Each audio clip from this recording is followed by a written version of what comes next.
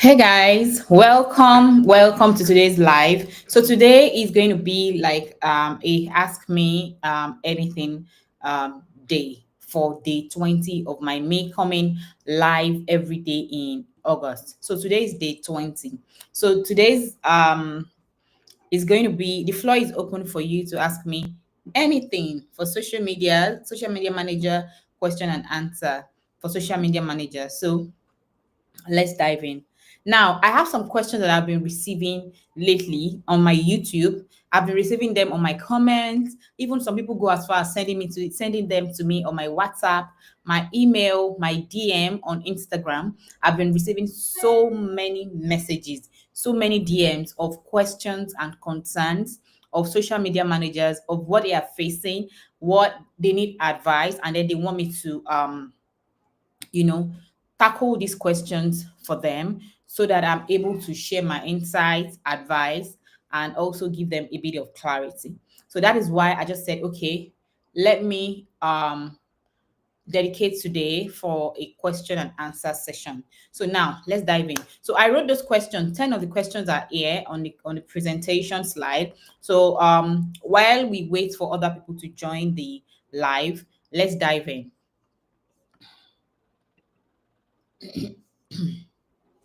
Just say hi when you're joining. Just say hi in the comments. Just hi me. So who is this session for? Who is this live for? It's for you if you're a social media manager and you are building your client base, you don't know, you are stuck, or probably you just need advice, or for virtual assistant curious about social media managers, or for freelancers tired of inconsistent income, or for anyone who wants to attract premium clients. So you can join live, ask your question. This is like a free open blank check for you guys, so ask away. But while we wait for you to ask, I'm going to be answering some questions that I've received all through the week. So let's dive in, guys.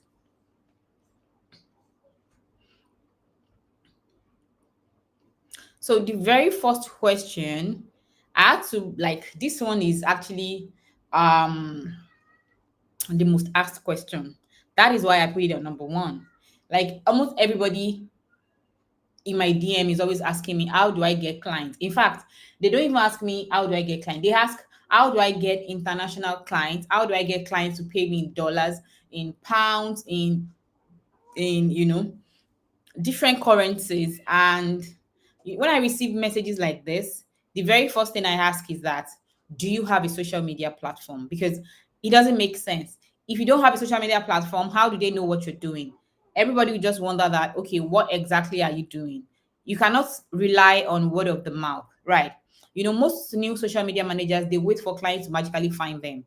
How are they going to magically find you, if you're not even online? Do you understand? And another thing is that your very first clients usually come from proactive outreach. Like, write that down. Like, your very first client comes from proactive outreach. Sometimes you may have to reach out to them. You may have to reach out to them. And reaching out to them, it means that probably through your content, maybe through code pitching, maybe through strategic commenting, showing up and giving value every day, showing what you know. I remember that my very first client came from me auditing like their Instagram page for free. Now, before I go into that, there was a time that this particular client was we already have like a connection in the DM. I'm always commenting on her page and all of that. I'm always DMing her in her stories. Now, this strategic commenting, when I tell people, another way to connect to business owners is by making valuable responses to their to their Insta stories, because DMs are actually private, and of course not completely private because some of them have their social media managers and all of that. But my point is that the DMs, they still read it, they still read your comments, they still have a connection with you. And when you send a DM to someone the very first time, it may appear as a request, but when you send it the second time, they've read it, they've responded, then your DM pops up in their main or their primary email DM. So they get to see your DMs. Right. So my point is that react to people's Insta stories is a very, very huge space for connection. A lot of people they look away from Insta stories, but Insta stories, oh my god, is one of the easiest way to connect with business owners. I'm telling you guys, because they are looking for customers, they are looking for a lot of attention, engagement, and all of that. But imagine that you are right there giving them. I'm not saying that you should even cold pitch, like giving them valuable like for example, valuable contribution to their post. Whenever they share something that you know that okay, if I saw their Insta story, she just shared their post, maybe a picture of herself, whereas you know that she sells wig, and then she didn't write anything about the wig in the picture. You can just say, oh, you should have just put something like this in your picture. It will have made like people. It will get people's attention more. It's just a tip. And then you move on. You know, when you do things like that, you will not even know when they will even start to, message you for gigs. Simple, like give value. Another thing is that um you can audit 5 businesses you already follow. You can send them like 2 to 3 practical fixes. It doesn't cost you anything. You can post consistently on your page, on your own profile, not just tips that are generic, not just Canva tips, but client attracting posts. What are client attracting posts? They are posts that shows the transformation you give to clients. Then leverage your network, let your family, your friends, let them know that you are taking on clients. Right. Word of the mouth, the power of word of the mouth is very, very, very strong. Don't overcomplicate it. Your very first client often come from, showing initiative. So don't sleep on it, guys. Get to work. So this is another question. You can drop your question in the chat so that we can read it out loud and then attend to it. So drop your question in the chat. I'm just reading these questions that I got in my DM and some of it that I got in my email, my YouTube channel. I even got questions in my WhatsApp. What is it called? In my WhatsApp, my private WhatsApp. I got questions. Yeah. So ask as much as you can. Now, this question is saying that this person asks that how do I know when it's time to raise my prices?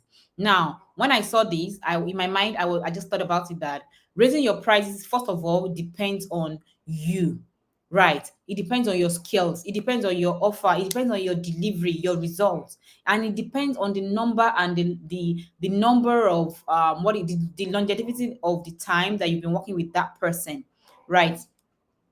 How do you even know that it's time? Now, there are 3 clear signs for you to know you are overbooked with no time left. If you are constantly overbooked with no time left, it means that a lot of people are rushing towards you, not because you are the best, but because you are cheap. If a lot of people are, they are hiring you from front right center, don't hype yourself. It is because you are cheap and affordable. If people want to buy what is it called? Is it Emmys or M's bag or Emmys bag? That very expensive bag, you don't see you don't see thousands of people buying it at once, right? Just selected few who can actually afford it, right? So it is, if you see it all around and you're just seeing anyhow, just know that it's fake, it's not original.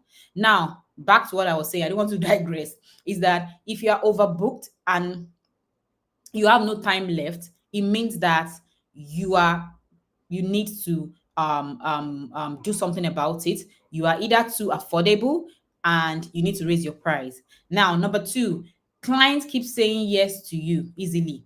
It means that you are underpriced, just as I just said. And then number three, you are doing strategy level work, but only being paid like a poster. You know, if you are doing strategy work and being paid as a poster, you are undercharging yourself. You are undercharging your skills. Now, when I raised my prices, I was terrified. I was afraid. But the truth is that very good clients, they don't leave you because you charge more. That is just the basic. They do not leave you because you charge more. Bad client leave, and that's a blessing. If a client should leave you because you charge more, that is not your client, right? Let's move on. I have to be quick as possible. This is just question 2, and I have 8 more questions to answer. Now, question 3. Now, as you watch this video, please and please and please like this video, like, comment as much as you can, like as much as you can, just so that the algorithm can push it to other social media managers so that they can benefit from this video. And that is the most you can do for me for now. Thank you, guys. Now, question 3. What should a beginner include in their portfolio? Now, A lot of people have asked me this question that, oh, I have a portfolio, I did ALX, I did virtual assistant, I did an ALX course, I did this, I did that. What should I put in my portfolio? Now, if you're a beginner social media manager, don't wait until you have real clients. Build a mock portfolio. That's the easiest thing for you to do. Use yourself as case study. Create content for 2 to 3 dream clients or dream brands. You can do that for free, like free samples, and you can do like an audit of a well-known brand and then show your strategy. Then highlight your skills, copywriting, design, engagement, growth, strategy, all of that. I remember when I started, I made a mock content calendar for a fitness coach. You know, that piece alone landed me my very first client because when you the thing is that proof doesn't have to be paid. If you're trying to show that you know something, it is after you show it, you've been able to convince them that, oh, I know this particular thing. That is when you get paid your what you deserve.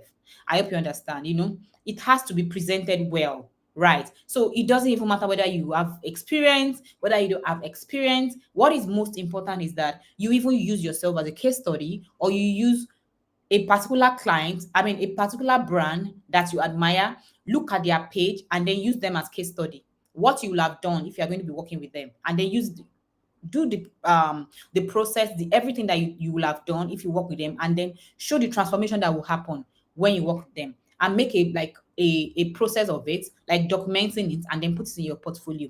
That is also a way to make it work. Now, I remember this question. I didn't add it to this questions, but somebody asked me from the blues in my DM that, oh, I didn't do digital marketing. I didn't do this. I didn't do that in my BSc for my undergraduate. I think she said she did economics or something like that, or accounting. I can't remember. Then she said, how can she apply for social media management role when she didn't do digital marketing or something close to that at the university? You know, when I saw that, I smiled because based on my own experience, do you know that I finished with a 2-1 last second class upper home science and management from the University of Agriculture, Abeokuta? And I've never ever for one day used my what is it called, my certificate, abi what is it called, my results to do nothing. Like in fact, I was still telling my husband recently that, could you believe that it's been almost 10 or 15, no 10, I said 2014, yeah, almost, yeah, I think about, yeah, 11 years that I've finished, and I've never used my certificate to do, like my certificate, I've not been able to, like, I've never worked with anyone based on my certificate. That's my point. None of the people that I've ever worked with have ever asked me my undergraduate results.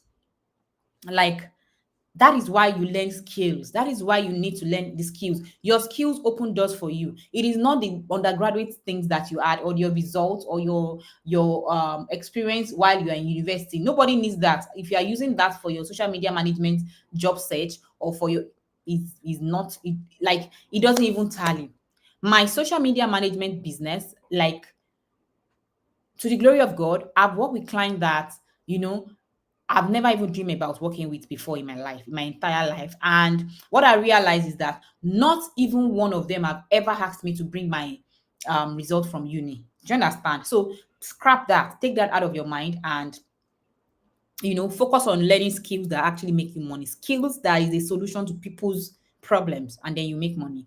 So question number 4: how do I handle clients who always pay late? Now, I want to add, see, the thing is that, first of all, if you're a people pleaser and you're a social media manager, forget it. You are looking for problem for yourself. If you're a people pleaser and you're a social media manager, you will work tirelessly without you getting paid. In fact, some people can actually take advantage of you and not even pay you at all. I'm telling you. So my point is that you have to learn to open your mouth, have boundaries, and also have a system and structure in place. If you have all of this in place, you'll be able to make sure that you are nailing the clients you are nailing them. The very first week you are working with them, they have a signed document, they have a signed contract, they know the right dates to pay, and then they know what happens when they don't pay at that time. Do you understand? And they know that for every late payment, they get 5% addition Do you understand? So it is not going to be clients pay you whenever they want. No, nobody does that.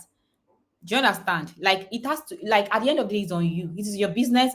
You should have boundaries. But if you don't have boundaries, then people don't respect anything about you. They don't value your work. If you don't put boundaries in place. So my advice is that add a late fee clause in your contract. Stop sending final files until payment clears. And also always take 50% upfront before starting work. In fact, I do not even advise 50%. I usually advise 100% upfront. Because if you come to me to work with me, it means that you're ready and then you trust me enough to book a call with me. So if you are going to be working with me, I don't know you from anywhere, but you know me and then you know my social media page, right? So you should be able to trust me. Now, if you cannot trust me, then it's okay. Do you understand? So at the end of the day, even though the clients have their own point to say, oh, you have not worked with me before, I don't know you, but most of the time, your social media, I mean, a social media manager should get payment upfront before working. If you always wait till the end of the month before you get paid as a social media manager, clients is going to like they are going to mess you up. They are going to mess up your mental health because all most of them will just believe that what did you do? What have you even done? Is it not just posting? They'll start to think that there's no results. Right. So let's move on.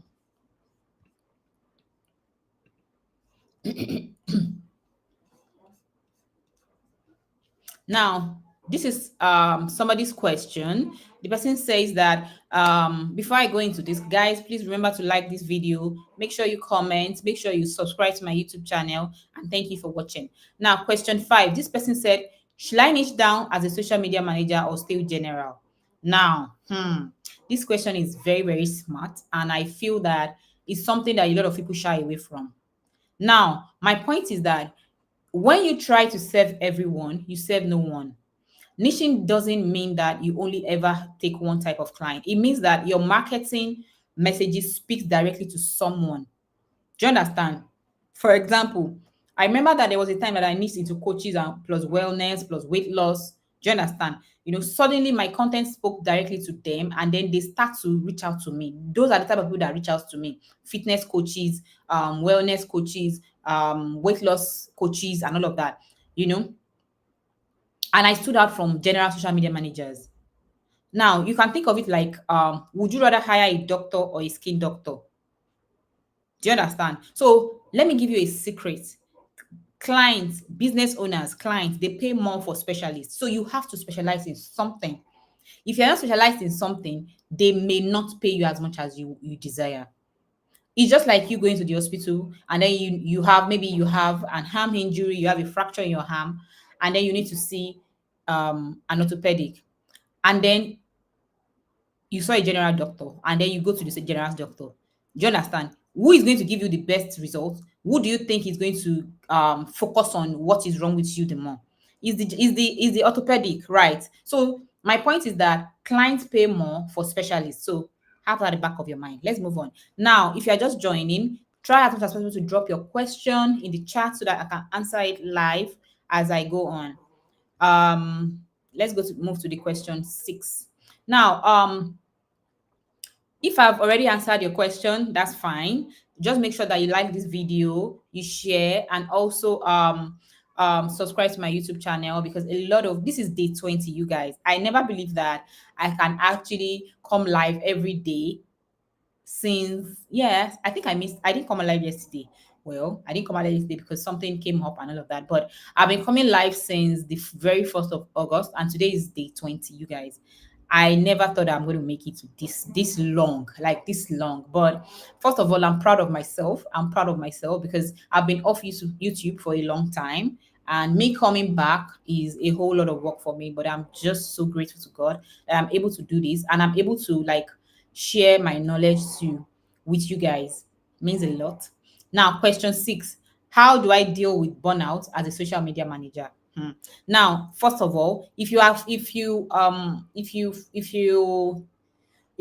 that you have a burnout, you are one step away from, I mean, you are one step closer to your answer, to your results, because a lot of social media managers are always in denial.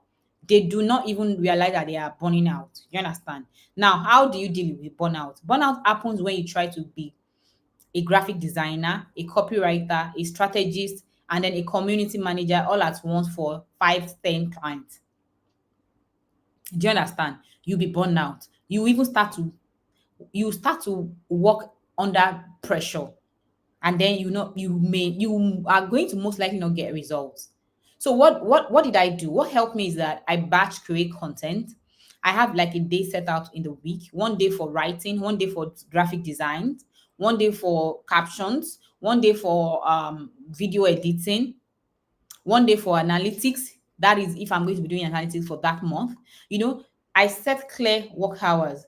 You cannot just reach out to me anytime, maybe in the midnight, and then expect what is it called, responses. It's not possible. I'm going to respond to you, but I have working hours. If you don't set clear boundaries, clear work hours, you are going to overwork yourself. Then another thing is like outsourcing design or engagement once I could afford it. I hired a graphic designer. I hired people that respond that engage, respond to comments. It made it easier for me, and it made it easier for even those people because I was able to create employment for them. That's good news for the two of us. Do you understand? So it helped. Then the thing is that you cannot serve clients well if you are constantly tired, constantly drained. Right. So let's move on.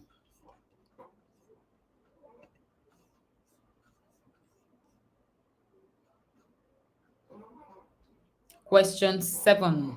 Okay, so thank you so much for these sessions. You welcome. Welcome, Esther. Thank you for joining. I hope you've been able to learn one or two things. I'm happy to have you here. So, question 7.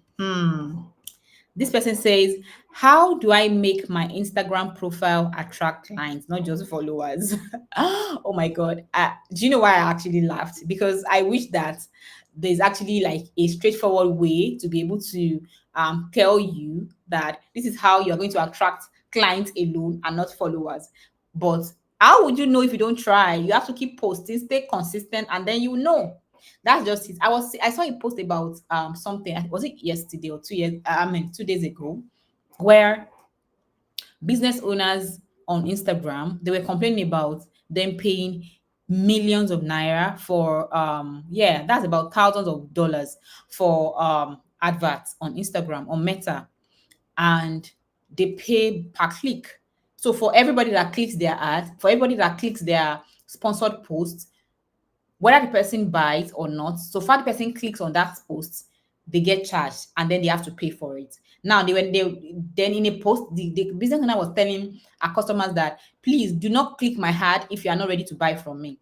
Like you guys, I really, really laughed because in my mind I was thinking like that's the funniest shit I've ever seen. Like it's the funniest thing I've ever seen in my life. Like are you saying that people should not click on your ads if they are not going to buy? It's just like you going to the supermarket and then telling people not to enter unless they want to buy. Do you know how long people window shop? Where does even the word window shop came from? It's from you going inside a supermarket or somewhere, a store, going up and down and then seeing what they have and then moving on with your life and not buying. The funny thing, the good thing part is that when you decide to buy, when you can afford it, you already know where you want to buy because you've been window shop there before, right? So my point is that Instagram is charging for sponsored posts and then they are paying you. I mean, you are paying per click. So you don't expect your post doesn't naturally reach people. You are paying for reach and then you are paying for clicks. You are not paying for clicks alone. That's what they do not know.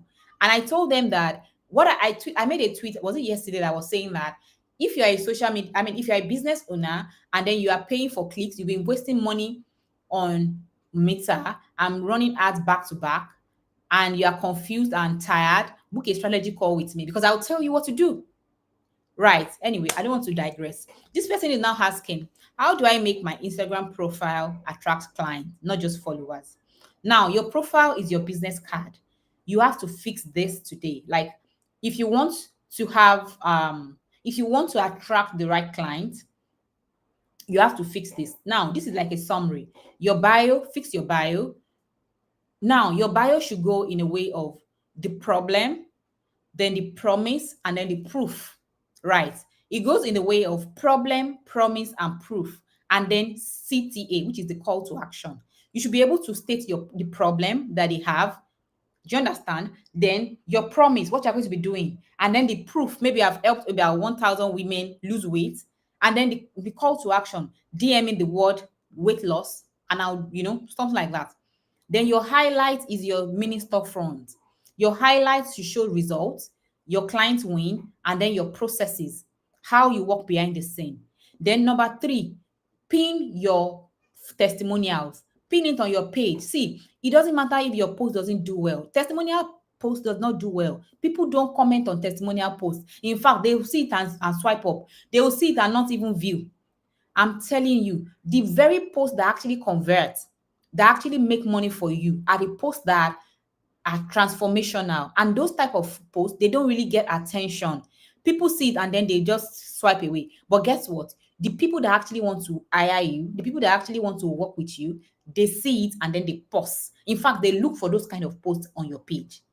Now, if you see my page, I have a lot of 70 hooks for to do this, five people, five content ideas for this, 50 content ideas, all of those ones.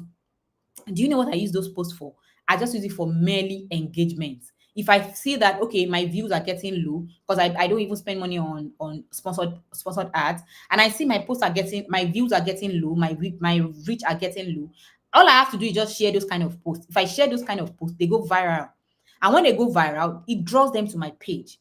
When they come to my page, then they are still coming to see my pinned comments. I mean, my pinned post. That is where the sales happen.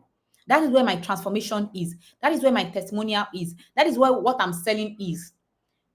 That is why you see influencers when they are selling stuff, when they are talking about sharing their what is it called? They are making adverts.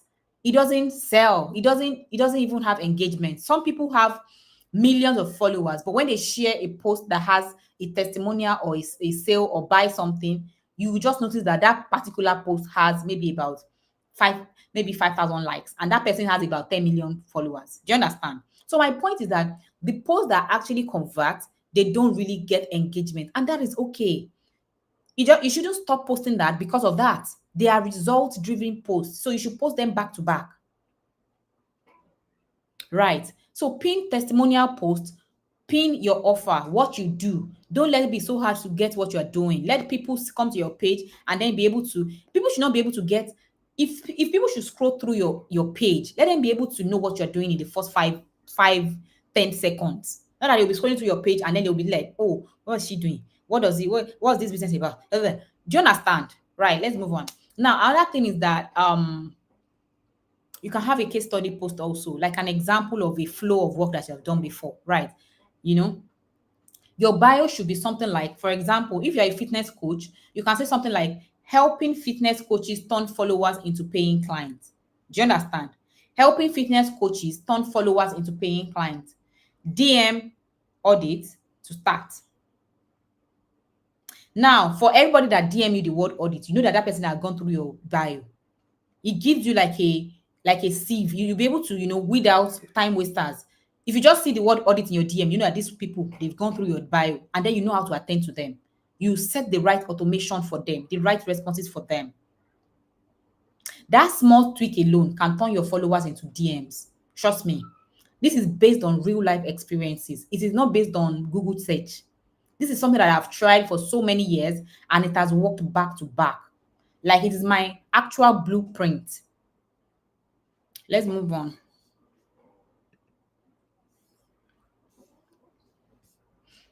Okay. I would like to ask, how does one handle team management to ensure KPIs for the clients are met without micromanaging? Also, is it okay to start an agency with interns and train them to learn and grow? Of course, like most likely you start an what is it called? An agency with interns, because first of all, you will not spend so much money. Of course, you are going to be hiring them and paying them what they are worth. But my point is that imagine that you're hiring an expert, it's going to be much more expensive. So hiring like interns and then teaching them what to do. Of course, they learn on the job. And the beauty about social media management is that it's easy to learn on the job while doing it. You learn every day. If you don't stop, you learn every day. Now, if you're able to lay hold on people that are actually fast learners. That's like your game changer. If you're able to get people that are fast learners and then you teach them what to do, how to do it, they know your brand tone, they know the right things to do, they know the right things to say. You teach them hacks. That's what I tell people. That's what I tell my team. I taught them my personal hacks. I never ever gatekeep anything from them because I know you are working for me. You are representing me. If you are representing me, I shouldn't be gatekeeping for you. Do you understand? So I teach you as much as I can so that when you are working and I'm on holiday with my husband or my family, I'm at peace in my mind that they are working. Not that I'll be on holiday, I'll be checking my phone. Hey, I hope they've not typed this. I hope they didn't go and send one wrong DM. I hope, do you understand? So when you teach them well, you train them well without gatekeeping, you are confident enough to give them to give them roles, I mean work or task that they can actually do. And then when you have done that, then trust them enough to let them do it. Do you understand? So you can hire intern. In fact, I would suggest that you hire intern so that it will save you money also.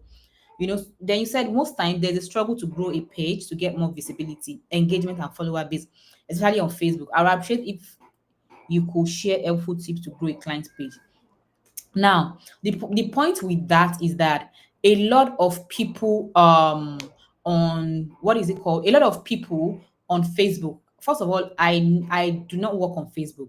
And the reason is because I know that Facebook algorithm it feels like it's actually very, very different from other social media platforms. I don't know, correct me if I'm wrong, but what I can advise you is that on Facebook, if you want to grow, in fact, on any social media platform, if you want to grow quickly, you have to infuse the growth of that platform to your content. I don't know if you get me. For example, I'm on Instagram. I mean, let's just say, okay, I'm on YouTube, and I want to grow quickly on YouTube. Do you know that as I am a social media manager and I am on YouTube and I want to grow quickly on YouTube, I know that I need to talk about YouTube to grow on YouTube. I don't know if you understand me. Now, I'm not a YouTube influencer. In fact, I barely even know so much about YouTube.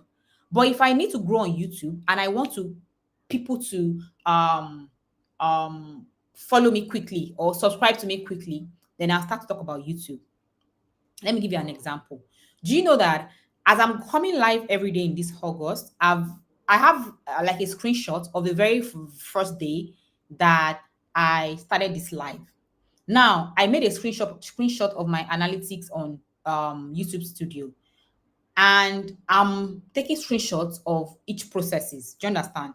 Now, at the 30th day of this live, which is the 30th of August, I'm going to make another screenshot of the result. That is my increased follower count, subscriber count, my this, my that. Anyway, I want to believe that you know what I mean. Now, I'm going to be comparing it and then showing the result. And I'm going to be making a video. Like, it's not going to be a live video like this. I'm going to be making like a long form video where I'm talking about the processes. Now, if you look at me, I'm not even a YouTuber like that, like that. You understand? Now, if I make that video, trust me, that video is going to get attention more than all the live video that I've been doing. Because why? People are looking for results on YouTube and then they are looking for people to help them to grow on YouTube. Do you understand? Now, another case study is my Instagram page. My Instagram page, I remember when I was growing my Instagram page and I was trying to grow it, even though I have my offers that I want to tell people, tell my audience and potential clients. I was so hot then. I was even only the only person working. Like I was the only person working. Okay, somebody's like, okay. I was the only person like on my team. I was the team, exactly. Guess what, you guys? The moment I started talking about Instagram, now I have my normal content calendar that I share talking about my offers. But for any time I want to get attention, I want to get followers, I want to get attention and anything, I talk about Instagram.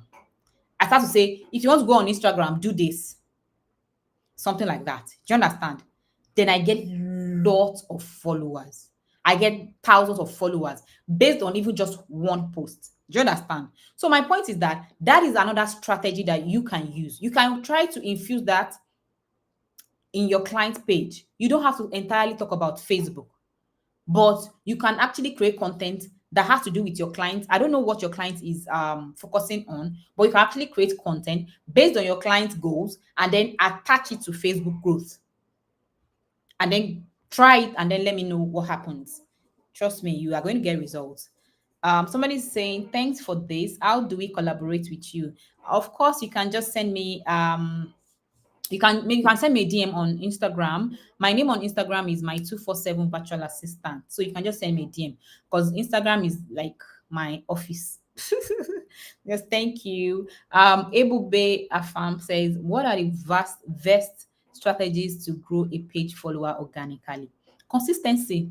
Stay consistent. Make sure you're sharing valuable content. Your valuable content should be like 40% authority content, which shows what you're doing, or like your how-to content should be like maybe like another 40%. Then your sales content, your conversion content should be like 20%. So in short, focus on giving value, right?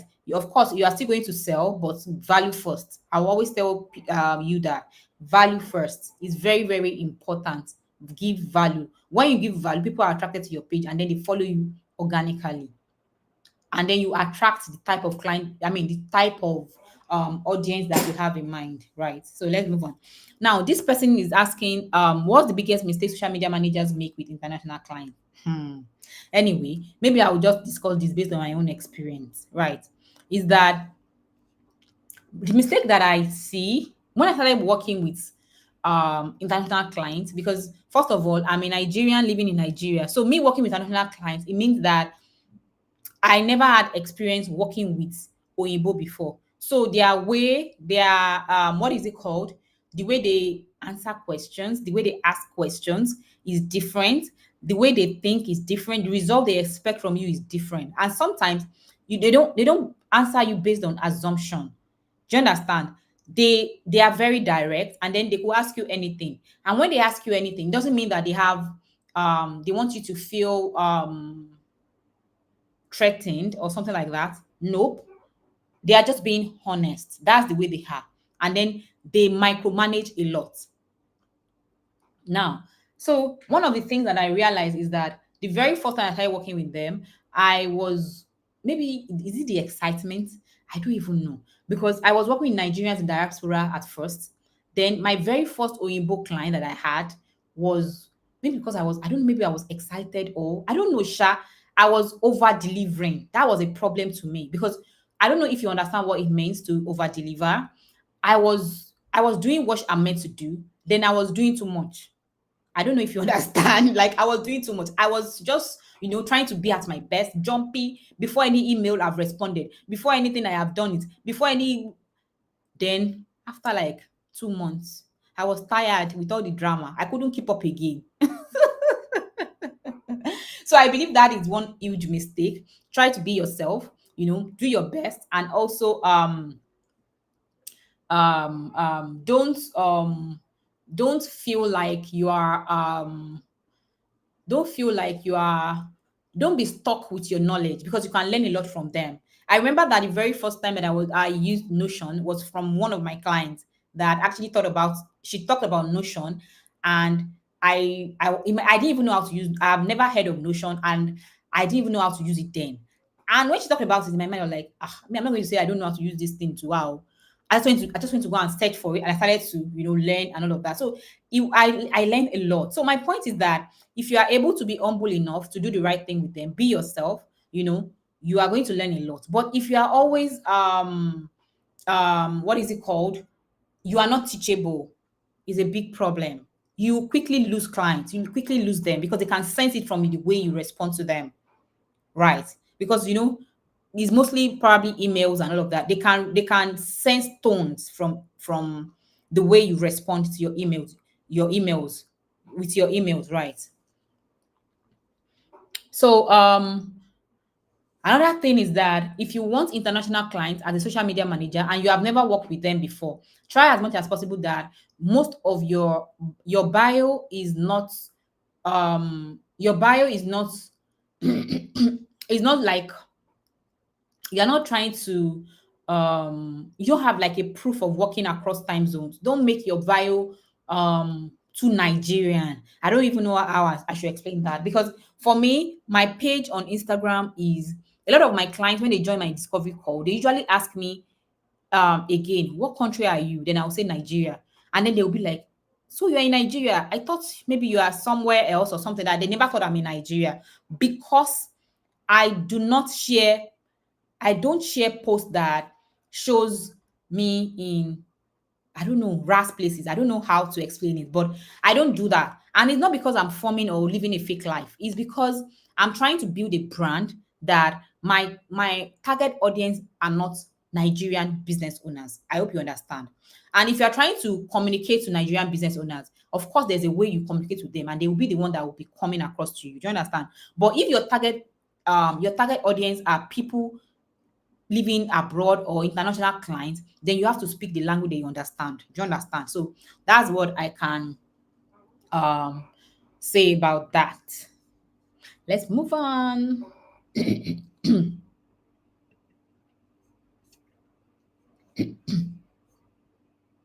Somebody said, I'm so stressed about the pressure of AI tools and clients thinking they can do it themselves. Who or how will they get educated on the risk of using AI for social media management? Who? I don't really understand that. Who or how? Okay, let me just take the how. How will they get educated on the risk of using AI for social media management? Okay.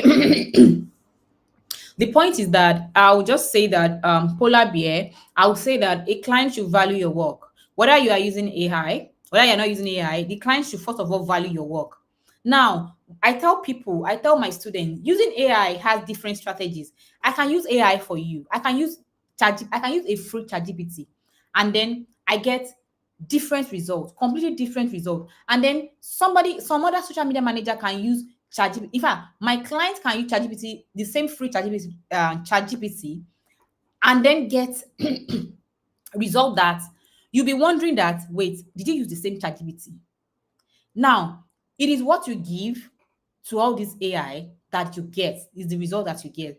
If your clients claim that they can do your work and then they want to use AI, let them go ahead and do it now. If it's that easy, do it now. Let's see.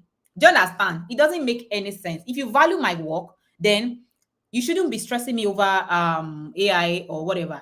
Do you understand? There are risk of using AI, but the risk is not as much as the value it gives. AI helps. I'm not saying not use AI. I use AI a lot, and it has helped multiple times. In fact, I'm still learning how to use some of these tools to make more money for myself, for my business. Do you understand? So I will never ever not value AI. AI is important. You understand? It's just how to use it to your advantage that is much more important. And also, for the fact that clients are using AI doesn't mean that they will get the same result as you. Your power is using your thoughts. Your power is in your prompts. And then how do you use your prompt to answer? I mean, how do you use your prompt to get results from ChatGPT or whatever AI that you use? At the end of the day, all of this AI still requires like human thinking, even up to the AIs that answers that creates videos for you. You still have to tell it, do this video like this, make it like this to get the perfect result. So at the end of the day, it still depends on human knowledge, right? It's going to amplify the knowledge that you already have. So you still have to have that knowledge. So AI cannot take your job, it cannot take your work. Somebody is saying that how do you communicate to international clients and how different to local clients? Okay, so for the communication, you guys, that's communication is one of the craziest things, because first of all, what I do is that there was a time that we were using was this Slack or all of this, but anyways, but now what I do is that I have a group a like an onboarding form where I ask my client that what is your best mode of communication. So I let them choose. I give them like a checklist where they choose one. If you say Instagram DM, no problem. If you say email, no problem. Say Slack, no problem. As much as I send you message, you are able to respond to me. But the time zone, because you have different time zones. Now, to get the best time zone, when a client is, make sure that in the form that you give them, which is your onboarding form, you ask your client their time zone, their what is it called? Yeah, their local time zone and all of that, so that you will be able to have like a direct. I think there's a particular app that I use for that. I will check my phone. There's a particular app that I use to monitor time zone so that I'm able to know what time they are in a particular country. For example, I have a client in Australia, and Australia is about 9 hours from Nigeria, like 9 hours ahead of Nigeria. And then there are some part of Australia again that is about, I think, about 8 or 7 hours ahead of Nigeria. So you really have to know that your what is it called? Your client's local what is it called? Their local time zone to be able to correctly set your time, maybe for posting, maybe for scheduling posts, or for messaging and all of that. You understand? Then thank you for answering my question. I'm happy that I'm able to answer your question. So let's move on before I